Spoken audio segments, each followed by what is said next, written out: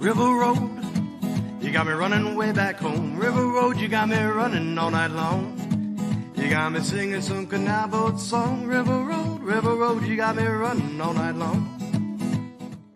Hello, everybody, and welcome to another episode of Niner Nuts. Dan here, along with just Eric. Eric, say hello. What's happening, everyone? So, yeah, guys, sorry we're a little late scheduling-wise, and James couldn't make it with us in part of that rescheduling. Shout out to Spectrum for making it almost impossible for me to do this show sometimes. So, that little plug out of the way, guys. We have to talk about our big game coming up.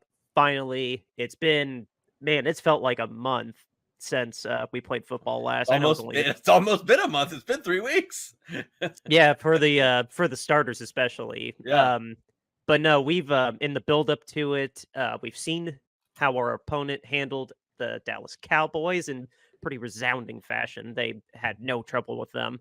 But for us, boy, were the 2 weeks off necessary and very welcome, because our injury report was beautiful. We knew Sealan Farrell was very likely going to be out with his, I believe it was his knee he tweaked during the Rams game. But literally, other than him and the 4 or 5 people we have on IR, everyone's good to go. Everyone's good to go. Odom's back. Armstead's back. Jair Brown's back. Everybody is good and healthy, according to Kyle Shanahan. So that was phenomenal, wonderful news. I also saw that we were painting our end zone red, which I guess I seemingly forget every year that our end zone being red for the playoffs is a playoff thing. So that was just kind of cool to see. But no, this is going to be a awesome game. This has been I don't know. I've been very anxious, and of course we're facing the Packers again. I wish I could reminisce with James. We probably will next week when he's here. We went to the Green Bay game 2 years ago, just how wild that was. But no, I'll open the floor to you. How do you feel as we approach this game? Like, does anything stand out to you? Like, how's it feel? Like, do you think? I don't know. Are you excited as I am? Oh yeah, yeah. I'm excitedly nervous. Really. I mean, like this is what we've been waiting 18 weeks of the season for. I mean, barring some catastrophic season, we knew we were going to get to this point where we were going to be a playoff team and we were going to be making a Super Bowl run. So, I mean, this is kind of like the foregone conclusion of what we spent the previous 18 weeks getting to. So, it was just kind of like, all right, let's hurry up and get here. And now we're here. Right. So it's Christmas, right? Let's open up the gifts. And I'm super excited, but I'm nervous because it's a one and done situation. Anything can happen. The ball can bounce any number of ways. We saw in the Ravens game a month ago, you get some tip passes that fall into the wrong hands, and a game gets out of control really fast. And there's just nothing that you can do to overcome those bad bounces of the football someday. Sometimes the game just doesn't go your way. And that can put a complete, destruction on an entirely great season. This team comes in, with everything set up for them to make a Super Bowl run. You mentioned the health. Greenlaw is the only other guy on the injury report that is questionable to play on Saturday. I'm sure he'll play. Yeah, Lombardi said that there's no probable, otherwise he would have had a probable tag. Oh, okay. Yeah. So, I mean, it's just, this is it. As a fan, this is what we've been waiting all this time for. And I'm very confident in this game. I'm not nearly as worried about this game. Had we have been playing, potentially we could have been playing the Eagles or the Rams, or even Tampa Bay, I guess. But Eagles and Rams would have worried me a lot more than this particular game. Not that I'm overlooking the Packers, certainly not overlooking the Packers, but just matchup wise, personnel wise, on paper wise, record wise, expectation wise of what you would think is going to happen in this game. This is a game we should win. If we don't win this game, we've said it a number of times on this podcast all year long, it's going to be because we beat ourselves. And it's not going to really be because I don't think it's going to be a game like the Packers just played where they beat the Cowboys. I don't see that happening to us. I don't see the Packers just coming out and putting the wood to us and stomping us into the ground and just making the Niners look bad. It would be a situation where everything just goes wrong for the Niners and it's just a bad game. So I'm excitedly very nervous. Yeah, well, first I couldn't agree more that I'm glad we're playing the Packers instead of I mean, Tampa, I guess I'd be at the same kind of level of Yeah. worried, but the Rams, no. Or you've probably done the show and listened to enough that I'm very nervous every single time we play the Rams, at least as of late. I just can't overlook the Rams for some reason. My brain just doesn't allow me to accept that we've beaten them. Maybe it's trauma from that NFC Championship, but but anyway, staying focused on the Packers. Yeah. What were you gonna say? The Rams are good. I mean, like they were a good team this season. I mean, they've played well. They had 2 receivers that were really good. They had their running back who was also really good. I mean, their offense, Stafford was really throwing the ball really well. He was, I think, in like the top 6 of QBs in the second half of the season this season. He made the Pro Bowl. Yeah, so I mean, like their offense was really humming along. Their defense was probably like average-ish, but you know, they were really capable of kind of just hanging around with you. And those are the kind of teams that really, you know, concern me. And plus, they're a divisional opponent. We've got a lot of history with them, which I know always spooks you. So you know, I mean, I would have not wanted to really play them either. I would have been much more concerned. So, like you said, Tampa Bay and Green Bay, both the Bays. I'm the same level of excited nervousness that I am right now facing Green Bay. It's like, well, we could lose. We shouldn't lose. There's no reason we should lose. So I'm looking forward and I'm anticipating the victory, but there's always the threat that we could lose. Had we been playing the Rams or the Eagles, I would be much more nervous and be like, well, I don't know if we're going to win. I think we should win, but these things are going to have to happen for us to win. Whereas in this game, it's more of a like these things are going to have to happen for us to lose kind of thing. Yeah. I mean, as is the MO with Kyle Shanahan, if he doesn't like get off to a fast start, it's really, really difficult to like get back into it. It's not impossible, but we've seen he's 17-1 in games where if he's behind at any point in the fourth quarter, like we lose. So, I mean, that's our MO though. We're used to that. I mean, there's not really. I mean, we could go through some nerdy number stuff, but like just offhand, like I know defensively we might have our hands full on defense. Like the front 7, I don't think it can be overstated how important it is that the front 7 actually plays up to their billing and their worth, because we've invested a lot in the front 7 between Warner's contract and Bosa and Hargrave and everyone else. They have to really be on their game, and I don't think it's overstating that, because Aaron Jones has gone over 100 or 110 yards.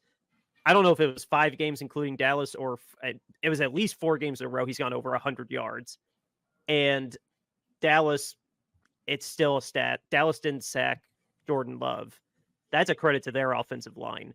So if there's any key matchup that I'm worried about, that's one.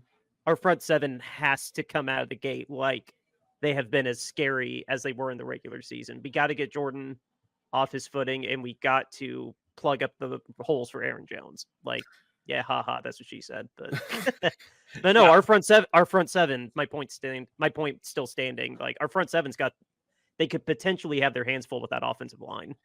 Yeah, well, when we've been healthy, we've been very good against the run. It's been those times when Armstead's been missing. It's been those times when Hargrave's been banged up or missing from the lineup. You know, that we've had some troubles containing those runs up the middle and slowing things down. And then guys are getting off our initial defensive line and then scraping our linebackers, and then Warner and Greenlaw can't get there to clean stuff up as easily. When Armstead and Hargrave are in there, they're usually occupying the guys that they're supposed to occupy. And then Warner and Greenlaw come in there and they clean it up. I mean, and they take care of things. So, I mean, as long as they're not missing tackles, which those guys are not supposed to miss tackles, and they're very good tacklers. What's our one problem we've had this year, though, that has been consistent in all 17 games? We have struggled in the tackling department for some of those games. We've been good. Some of those games we've tackled well, but yes, tackling has been an issue. So you're 100% right. The front seven has to play well. We've got to get to Jordan Love. I think that we will. I think not having Farrell is it's a bummer, right? I mean, it would be nice to have our full complement of players, but oh darn, I guess Chase Young has to play more snaps. What a bummer. Gregory. Yeah, right. I mean, like, oh darn, shucks. What do we do, right? So I mean, right. It's an embarrassment of that. That's the one position that we can have an injury at, because we have an embarrassment of riches at the defensive line position. So not overly concerned about that. I think we're going to get there. I think we're going to get home. I think Steve Wilkes is going to do some things defensively that Jordan Love isn't used to seeing, and probably confuse him a little bit. Just dropping some people in and out, changing some things, give him some man looks and change it into zone.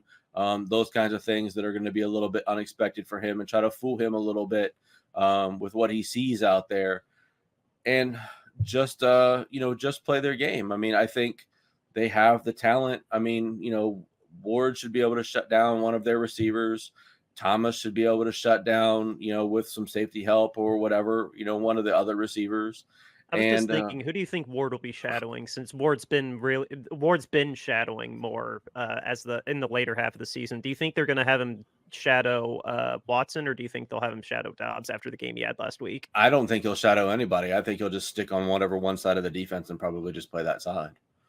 So, okay, so I don't think he'll travel this game. I don't think any of the Green Bay receivers are not for all the Green Bay fans that listen to our podcast, right?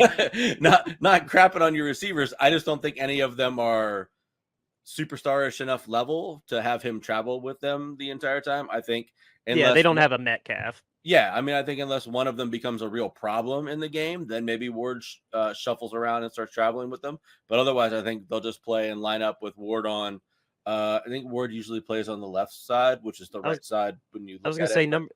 That's what I was doing just now too. I was like, wait, the number ones are on the left?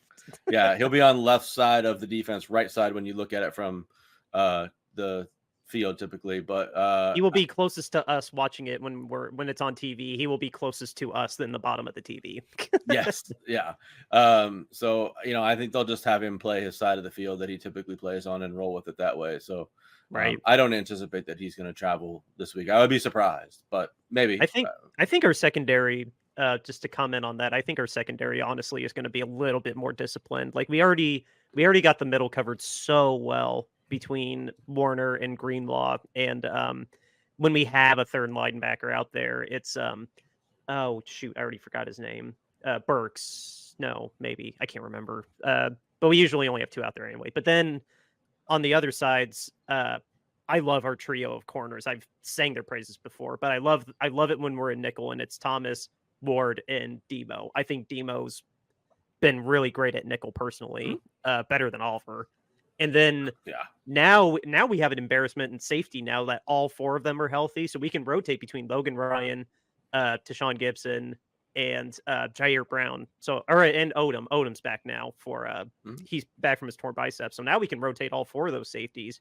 Whoever's getting the best matchups. Like I'd imagine it'll be Gibson and Brown starting, and then Logan will just come in for a couple snaps. But I think that to my point I'm trying to make is I think our back four are going to be way more disciplined than Dallas's were.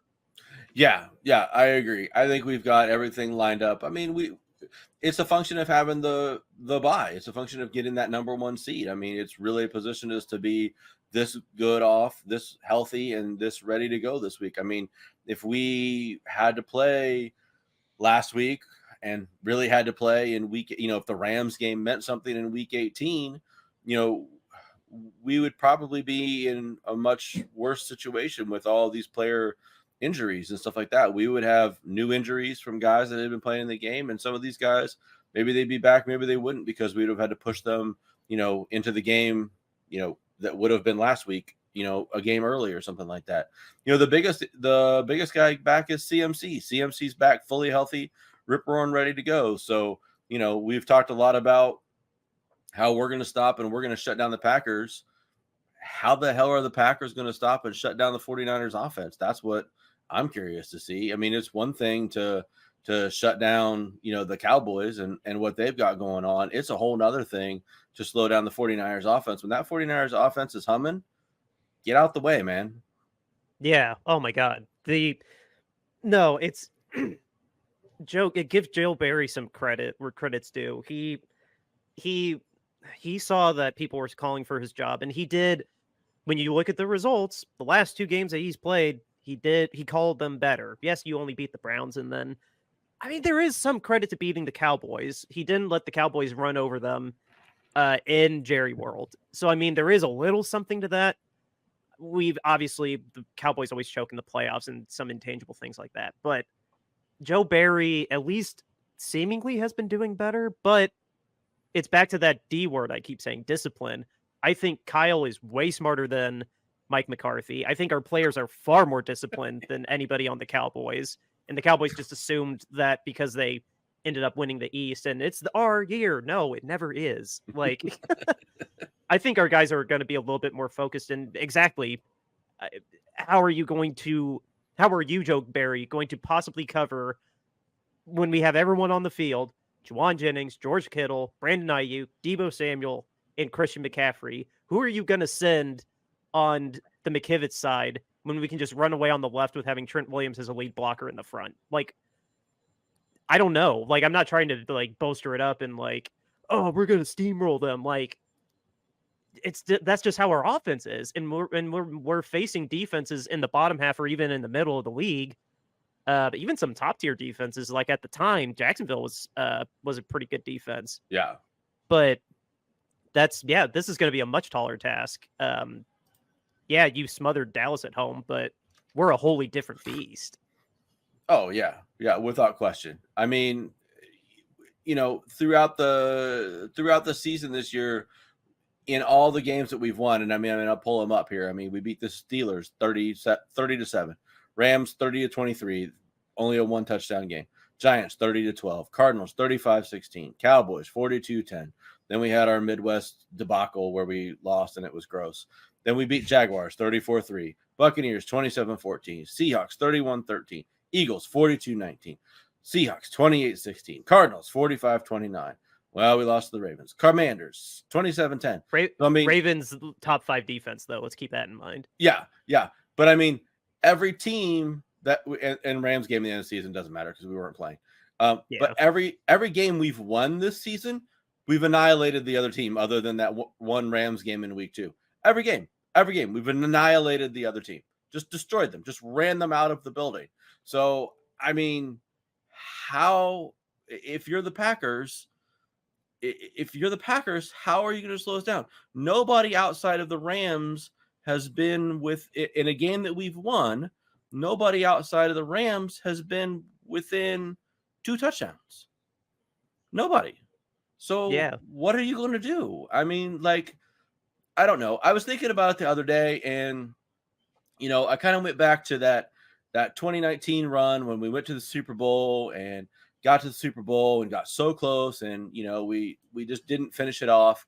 And then everybody was talking about the next year was going to be the revenge tour, and we were just gonna we were gonna work our way right back to the Super Bowl, and everybody had revenge on their mind, and we got just absolutely wiped out and decimated by injuries. Jimmy went down, Kittle went down, everybody was hurt. We had like 7 guys on IR that season. It was terrible. I think they're treating this season very similarly to that 2020 season. I think that they really felt last year was their season. I think they really felt last year that they were meant to go to the Super Bowl, and they were a Brock Purdy freak elbow injury away from going to the Super Bowl. And I think they're really treating this year as their revenge tour. I think they're going out and they are just saying, look, we're the team. We're it. We're the squad that was supposed to be in the Super Bowl last year. We feel like we got short at a Super Bowl, and we want it this year, and we're going to just literally take it from everyone this season. Now, we're not saying it. We're not bragging about it. We're not putting it out there on paper for anybody to, hang up as bulletin board material. But I think internally, I think that's the motivation that they really have this season. And I think that they're just, I think that's why they're stomping people into the ground this season, because that's the mentality they have, is that just like, no, we're going to show everybody in the NFL. Last year, we were the best team and we got jobbed because of a freak injury. And this year, by golly, we still are the best team. And we're going to show you again, because we're going to go to the Super Bowl this year, come hell or high water. And I think that's how they're handling things. And I think they're going to bring that fury into this game against the Packers. And I just don't think that the level that they can bring with the talent that they have, I don't think that the Packers can match that. I honestly don't either. Like, that's why we made that energy you're talking about. Like, it was even there last year when we traded for Christian McCaffrey. Yeah. And then the freak injury happened. Like, I mean, we've played that what if game many, many times. But I mean, that's why we traded for Christian McCaffrey, though. And that's why that's why everybody should be thankful that he actually was healthy this year, and that calf injury 2 weeks ago wasn't actually a real big thing. And every decision that has been made roster wise, because we did lose quite a few people last year, but talent evaluation in the front office, we've gotten every single we've basically filled the gap every single possible way. We lost Talanoa Hufanga, but look at who he had in the back. Jair Brown is awesome. And we were able to get Logan Ryan too. Yeah. Like, and we've homegrown some people, like Ambry Thomas finally got it together. We've homegrown a lot of this talent too, which is a testament to our money people. Like, no, we're probably going to be in cap hell, but if we get this ring, this ring this year, I could care less. Is what the Rams did, and I think we're going to be in a less catastrophic space than the Rams were. Yeah. Honestly, we might. I don't think it's going to be that bad next year financially. If God forbid, we knock on wood, something happens, it doesn't seem like it's going to be as bad. We're probably going to lose some people, but no, I'm just looking at. I just pulled up the overall numbers here because that's there on the Athletic. The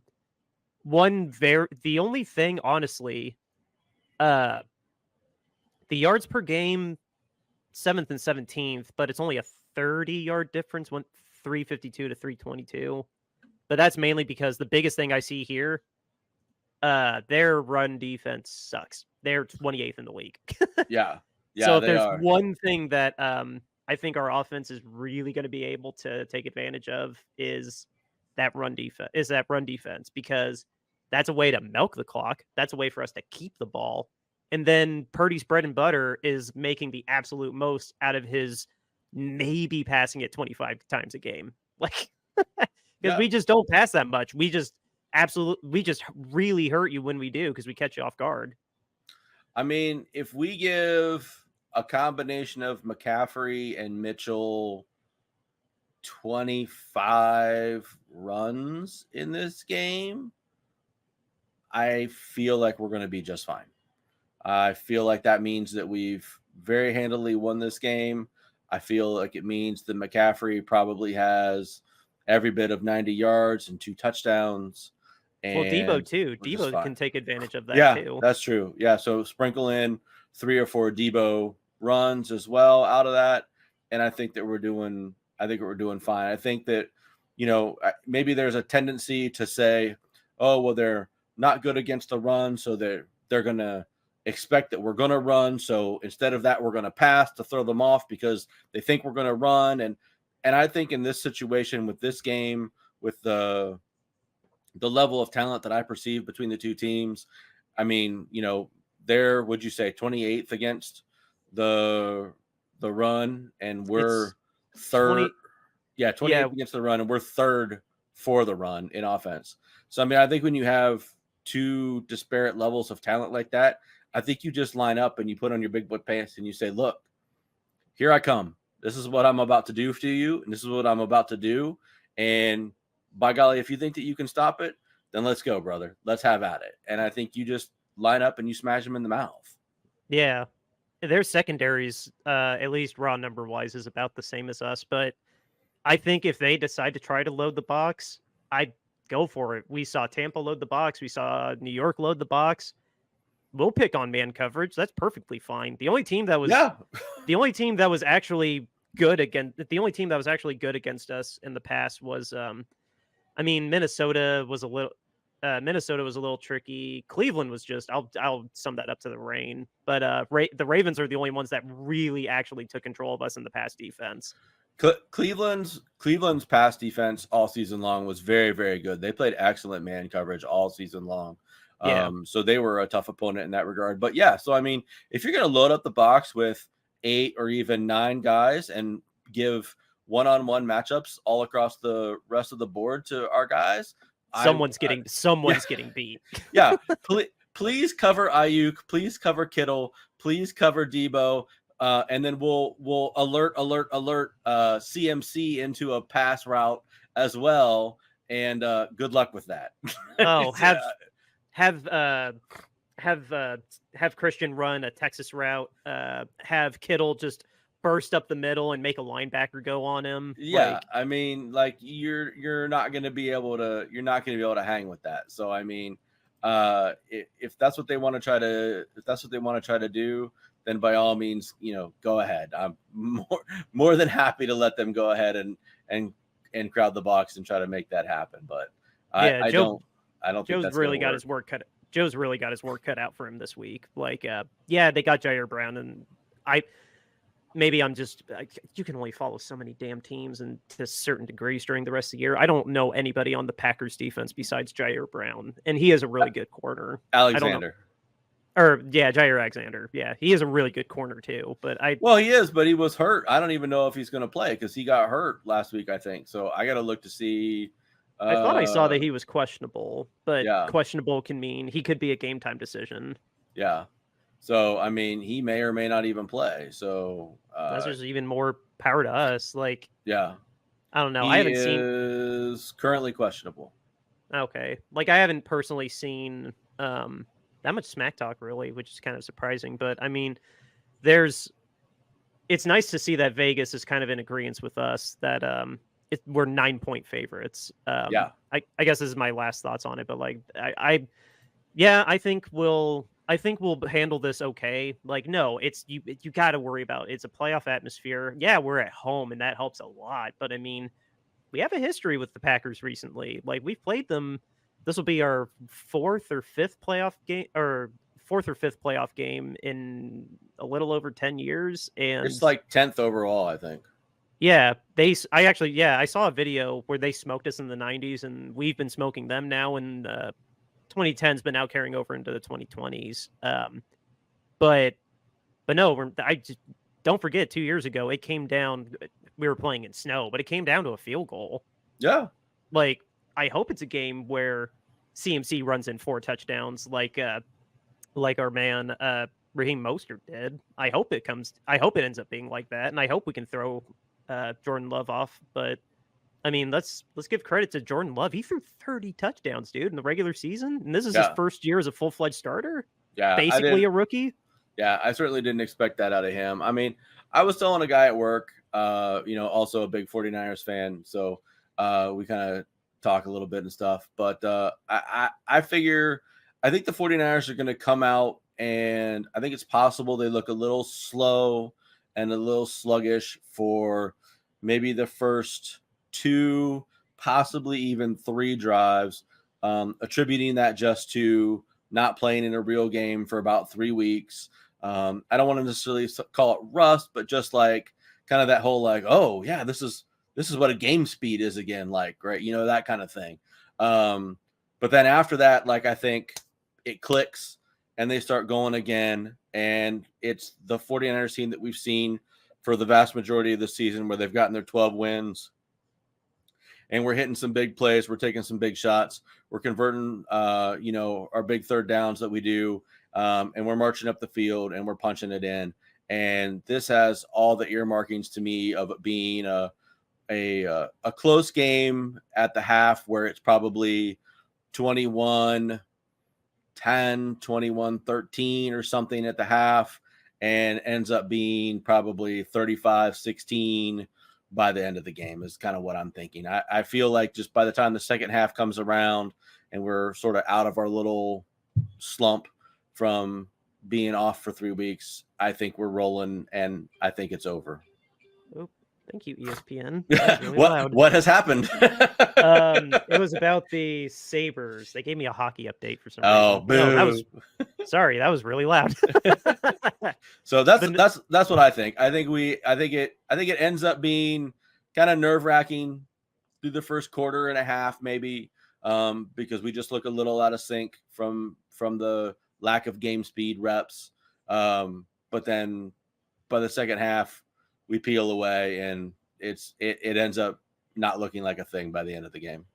Oh yeah, I could see that definitely being how it goes. That's not a bad guess. Like I take a lot of relief in the fact that we typically, I don't know what the exact record is, but I know we're pretty comfortable over 500 when it comes to playing after a bye week. Maybe Kyle's lost once, maybe twice after a bye week. It cannot be more than twice after a bye week, but we tend to play pretty good when we get rested up. At least we have in the past 3 years. So I mean, Yeah. I'm certain these guys are experienced and mature enough now that they understand what this opportunity is, and I don't think they're taking the Packers lightly. But Kyle sure didn't. Kyle shoots it straight in the press conferences, and he straight up was like, "Yeah, we were worried. We were thinking about a bunch of people, but what at halftime?" He was just like, "Oh yeah, this is we're focusing on the Packers." Like Yeah. a little backhanded shade towards the Cowboys, but Nothing wrong with that. Yeah, no, I appreciate that. Dude, the writing was on the wall at halftime too, if we're being real, and that's just what Kyle is. Kyle's just being real. Like, yeah. And that's kind of refreshing in press conferences. That doesn't really mean anything for this, but I really enjoy how honest Kyle is in press conferences. Yeah, I agree with exactly what you were saying there, Dan. I don't think that anybody in that locker room is taking this for granted. I think they're all dialed in. I think they're all serious. Like I said earlier, I think harkening back to that 2020 season when they were trying to go on the revenge tour to get back to the Super Bowl, and it just all fizzled out because of the injuries and stuff. I think there's enough guys on this team still. Kittle's here, and Juszczyk is here, and Debo is here, and I can't remember all the guys that were on the 2020 team that are still. Warner is here still. I mean, there's still a ton of guys that are carrying over from that team that, like, you did all that and you got to the Super Bowl, and it just seemed easy to get to the Super Bowl because Bosa and all that stuff. It just seems so easy to get to the Super Bowl, and you think, okay, well, shit, we'll just do it all again, and we'll just be there because we're the good team. And then it all fell apart because they got injured, right? And it collapsed. And I think that when they went through everything they went last year, and they were the great team that they were last year, and they were climbing all the way up, and they felt like, yeah, we've got it.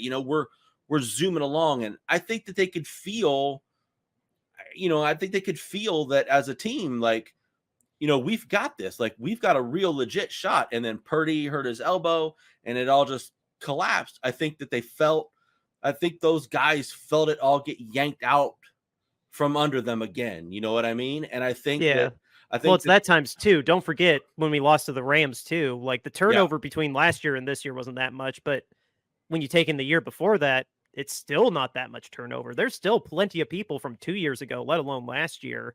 So almost everybody in this locker room knows that, whether they were at the Super Bowl or not, but 2 NFC championships in a row we lost because of a drop pick, which that's not really why we lost that game. I hate that argument. And then last year with Purdy, I'm agreeing with what you mean. It's just, don't forget, 2 years ago too. Yeah, that's true. This will be our 3rd NFC championship game in a row if we get there. Yeah, so I think they just have enough of that leadership and that experience and that feeling of, like, we should be there, but we didn't get there. So, like, you can't take it for granted. You can't take it, you can't just think you're going to be there because you're better. You can't just believe that that's what's going to happen, that you have to really go out there and you have to play hard and you have to make it happen. You have to will it into existence. And I think you have those guys on that team to really lead and to make that happen this season. And I just think that that's going to carry them through, especially this game. And, hopefully, pass this one and then 2 more to get to the Super Bowl and the victory. So.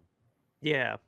Oh man, let's not get too far ahead of I like that we're keeping this in perspective, and I think honestly that was a good final words to end this on, so we can roll right into our sponsor, who has been with us for the entirety of this season, RoyalRetros.com. What's RoyalRetros.com? It is your go-to place to go get yourself an authentic throwback jersey. They don't just have football, they cover all of the major sports: baseball, soccer, hockey, basketball. They're all there. But for 49ers fans, go check out the Candlestick collection that's there right now.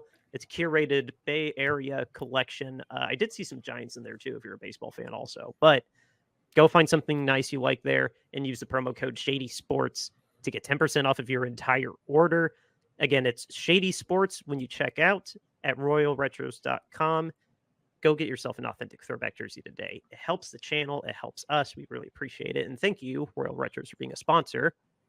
Also, James usually spearheads this, but in lieu of him, I will let you know that we have been doing a charity this whole year in regards to raising awareness of how passionately we feel about owners not being held to the same standards that players are. It started with Dan Snyder. It's carried over into our de facto owner, technically our CEO. He was caught up in a civil lawsuit where he was profiting off a company helping people cheat in COVID.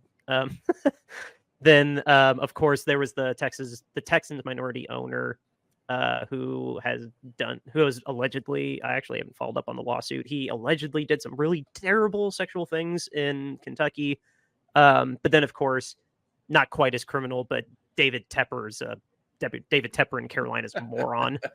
And then, so basically we've been seeing all these stories, and we decided to start a hashtag owner accountability, owner standards over player standards, because we feel like the owners at minimum need to be at the same, but really if we're getting a perfect world, they're going to be higher than player standards because you're the leadership, you know?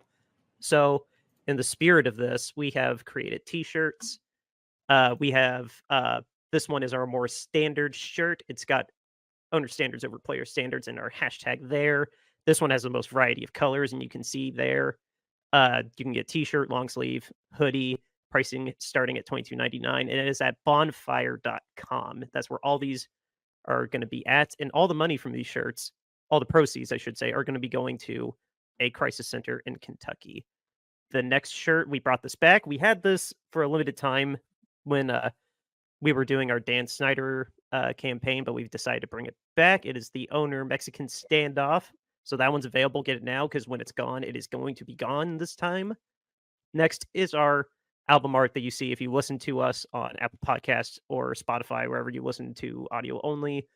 Our alternate cover art is there. This one's really cool because it's got the couple peanuts and the goalpost with it. I think it's beautiful in the standard red, but you can get it in blue, off red, dark red. And then our last shirt is our mascot. It's a little peanut eating even smaller peanuts in a bowl, getting ready to cheer on the Niners as they hopefully kick the crap out of the Packers in the divisional round. Again, all those shirts are on there, pricing starting at $22.99 on bonfire.com.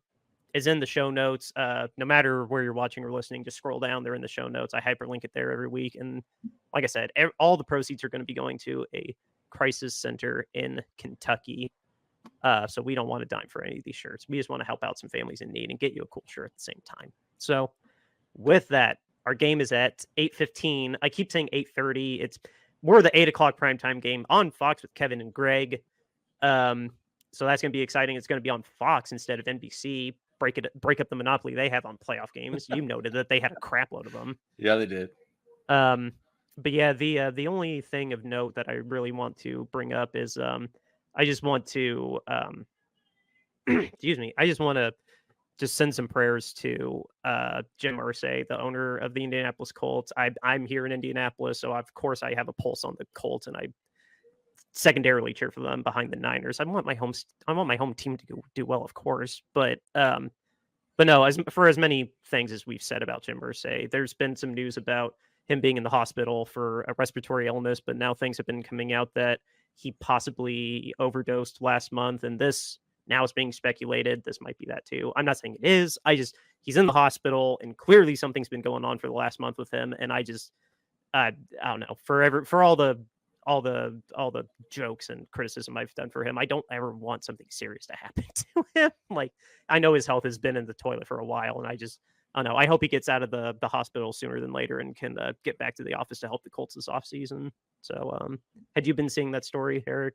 I just saw it today, actually. Yeah, I read that he had basically been very non-responsive and sounded like he had OD'd at his house back in December, and that it just leaked out that occurred, and that he's been in the hospital again here this past week or so. And the Colts have been very non-committal and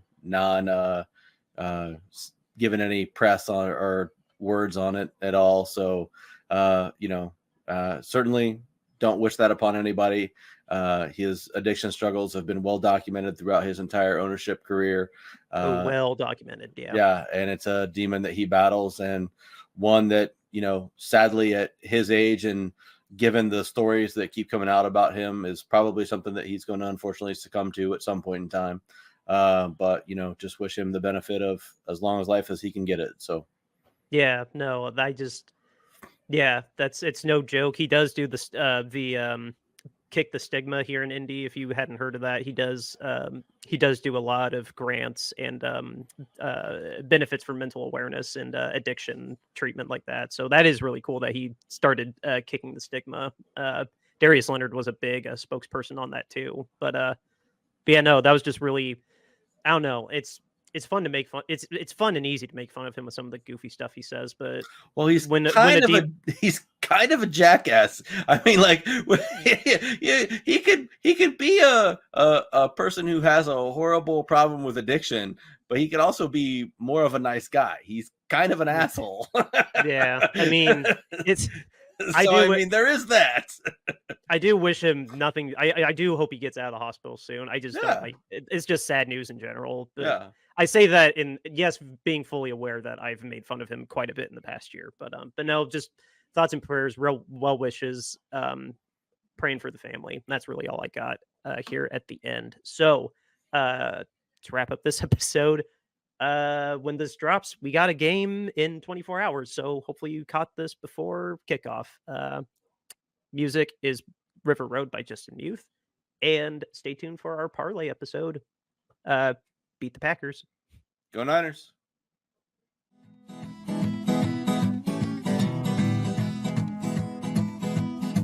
River Road, you got me running way back home. River Road, you got me running all night long. You got me singing some canal boat song. River Road, you got me running all night long. River Road, where have all the women gone? Have they kissed her hand and waved you bye-bye? Have they thought about crossing your double yellow lines? River Road, they love the way you whine and cry.